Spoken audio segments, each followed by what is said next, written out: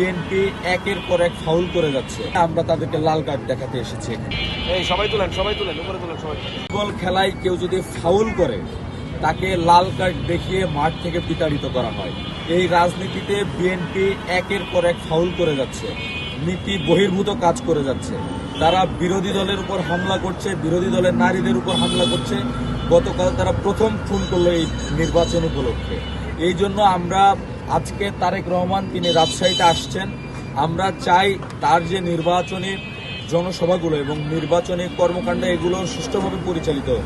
ঠিক সেইভাবে তারেক রহমানের বিপরীতে যারাই নির্বাচন করছেন তাদের যে কর্মকাণ্ড এটাও সুষ্ঠুভাবে পরিচালিত হোক।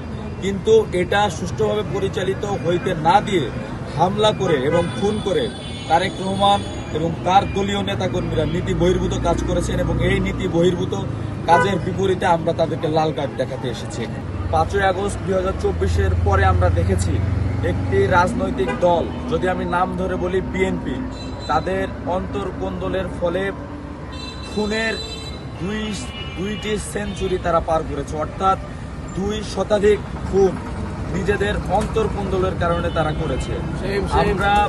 আমরা ভেবেছিলাম যে এই দলের প্রধান তারেক রহমান হয়তোবা তিনি দেশে নেই, যার কারণে দলীয় শৃঙ্খলার বিঘ্ন ঘটছে। তারেক রহমান যখন দেশে আসলেন আমরা আশায় বুক বাঁধলাম। তিনি বলেছিলেন আই হ্যাভ আ প্ল্যান। তার এই আই হ্যাভ আ প্ল্যান বক্তব্যটি আমাদের আশ্বস্ত করেছিল। আমরা আশ্বস্ত হয়েছিলাম বাংলাদেশের যে রাজনীতি, এই রাজনীতি সঠিক পথে হাঁটবে। কিন্তু আমরা দেখতে পেলাম যে তারেক রহমান আসার পরেও বাংলাদেশের বিভিন্ন প্রান্তে নারীরা যখন ভোট চাইতে জনগণের দুয়ারে দুয়ারে যাচ্ছে তখন তাদেরকে হামলা করা হচ্ছে। এবং তারা কেন বোরকা পরে এবং হিজাব পরে ভোট চাইতে যাবে, এই যুক্তিকে সামনে এনে এই হামলাকে জাস্টিফাই করার চেষ্টা করা হচ্ছে। এবং গতকাল আমরা দেখতে পেয়েছি প্রশাসন কর্তৃক আয়োজিত উপজেলা রিটার্নিং অফিসার কর্তৃক আয়োজিত একটি ইশতেহার নিয়ে যে প্রোগ্রাম ছিল, এই প্রোগ্রামে নৃশংসভাবে জামায়াতের প্রার্থীর উপস্থিতিতে, বিএনপির প্রার্থীর উপস্থিতিতে বিএনপির নেতাকর্মীরা জামায়াতের উপর হামলা চালায় এবং সেই হামলায় উপজেলা সেক্রেটারির মতো একজন নেতার প্রাণ হারায়। এবং এইটাকে জাস্টিফাই করা হচ্ছে এই বলে যে তারা কেন এই পথ দিয়ে গেল।